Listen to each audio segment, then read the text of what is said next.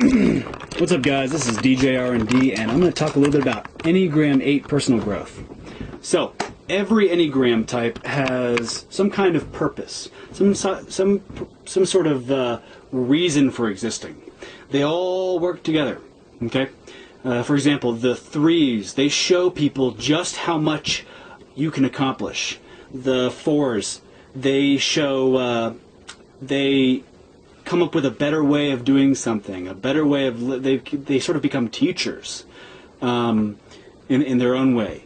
The 5s integrate to Enneagram 8, but 5s oftentimes bring about a knowledge of potential catastrophes. Okay, 6s serve as kind of alarm systems to inconsistencies and things to be aware of, things to be wary of. 7s, they have a lot of stories and knowledge and experience in life, and they want to share these experiences. So as they integrate to 5, they become kind of this wise man. And so there's everyone has this kind of purpose, and the 8 purpose is to actually call out weakness. Okay, sort of like a drill sergeant. So 2 similar types would be the 2s and the 8s. The 2s, they often feel like they are the most loving, the hopeless romantics, the most loving, the most compassionate, the kindest people there are, and no one else is on their level of compassion or kindness. Okay, and so for this reason, 2s actually disintegrate to 8s. They can become quite angry and pissed off at people for not like being on their level. Okay. The 8s are similar. Okay, the 8s are strong, self-confident, usually fearless of some kind, but they're strength. Okay, and no one else is on their level, and so as a result, they might feel isolated, lonely, rejected, things like that. This is the 8 purpose. So kind of like a drill instructor. You know, most people think of help when we think of helping other people. Society often tells us that helping people is, you know, patting them on the back, listening to their problems, telling them everything's going to be okay, and stuff like that. No, okay. The Enneagram 8s, that's not really our game. It could be. It could be in some situations if that's what the person needs, but in most cases, that's not what they need. In most cases, they need to become self-empowered and strong on their own. You need to ditch them. You need to put them out on their own. Thrust their hands off of you.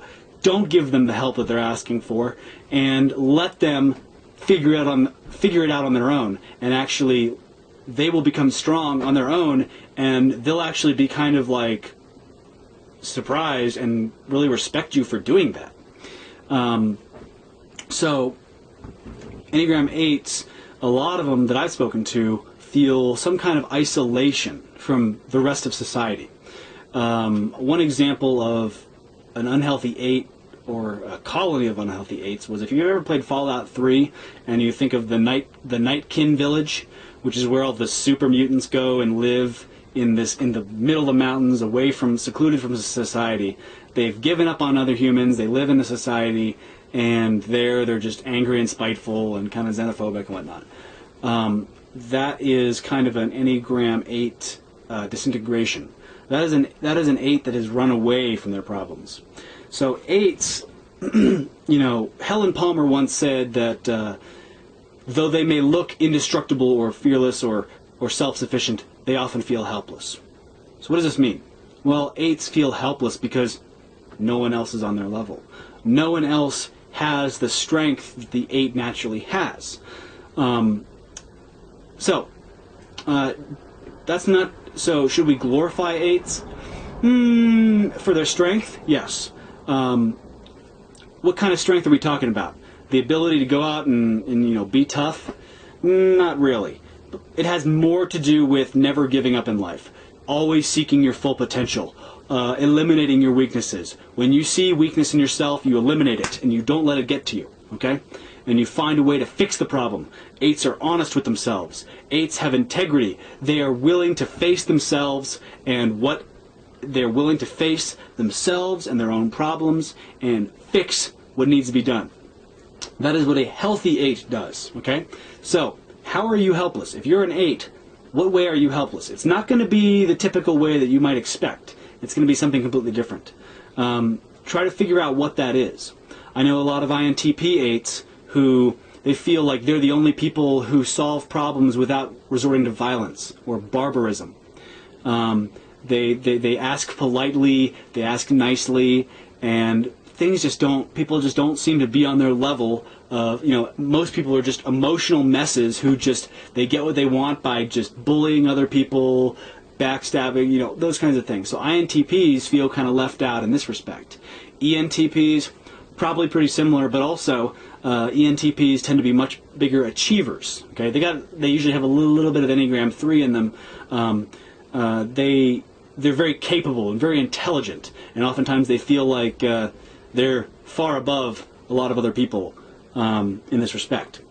The ENTJ-8s might also feel similarly, where they understand the world. They seem to be the only person in the world who understands economics and the universe and all that kind of stuff that goes on, and so they're kind of isolated in this respect. I know a lot of ENTJ-5s, or I know a couple of ENTJ-8s, and a bunch of 6s and 7s, and I think 1s as well. But anyway, the ENFP-8s might feel like they're the only ones who sort of understand other people, I guess. I don't know. I'm not an ENFP. I don't know what's going on in their head. But some of the 8s that I've spoken to, they've come to this point in their life where they wonder what's the point of going on. And if they push themselves to succeed any further, it's a waste of effort because they don't understand what's the point. They don't get it. And what is the purpose? Well, as an 8, if you want to grow, you got to figure out your purpose. Your purpose is that you're stronger than everybody else, and you need to make them stronger. You need to call them out on their bullshit. If somebody's weaker than you, let them know in a way that's productive. Okay, that doesn't just mean tell them they're. Oh, maybe it does. Maybe it does mean tell them that they're full of shit or they're lying. Anytime you see it, call it out, because the person might not even realize that it's a problem. Okay. You as an 8 are gifted. You do not have every type is gifted in some way, but as an 8, you are gifted in the fact that you don't have these ego problems. You don't have these irrational fears that other people tend to have.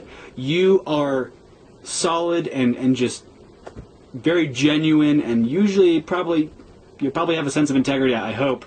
The 8 is the kind of guy to get pissed off at his family, get pissed off at his wife for cheating, kill the entire family, and then shoot himself because he wonders what the hell is the purpose of life. Okay, so there's this kind of honor. It's a little twisted, but it's still there. They have this honor about themselves, and they will kill themselves if they think that they have. Maybe they won't kill themselves if they breach their own honor, but I hope you understand the point that I'm trying to make. So, as an 8, learn your purpose. Why should you continue going on? Well, because people need you. People look up to you because you haven't given up, because you're strong. Maybe not physically strong. Maybe you're an INTP 8 and you're just kind of a nerd and whatever, and you don't get out, you don't leave the house very much. Maybe. But on the other hand, maybe you're mentally strong. Maybe you understand purpose, integrity, determination, and you're not afraid to call people out on their crap. Dig down deep. Try to learn what your helplessness is, and once you see it, let it affect you. Stop running away from it. Realize what it is, because oftentimes 8s, we see this helplessness, or if we start to experience it, we ignore it. We just say, nope, I need to feel happy. And so we kind of ignore it, or we rationalize things, or however you go about doing it, you're going to be there's going to be some layer of denial that you need to get over. And once you figure out what that is, you might not even know what it is, but once you figure it out, and you get past that denial, and you recognize your your despair or the powerfully negative emotions that you are suppressing, that you're hiding from. Once you understand the root of your problem, then you can begin to help others. Okay? So think about what I said, meditate on it, figure it out, and good luck. See you later.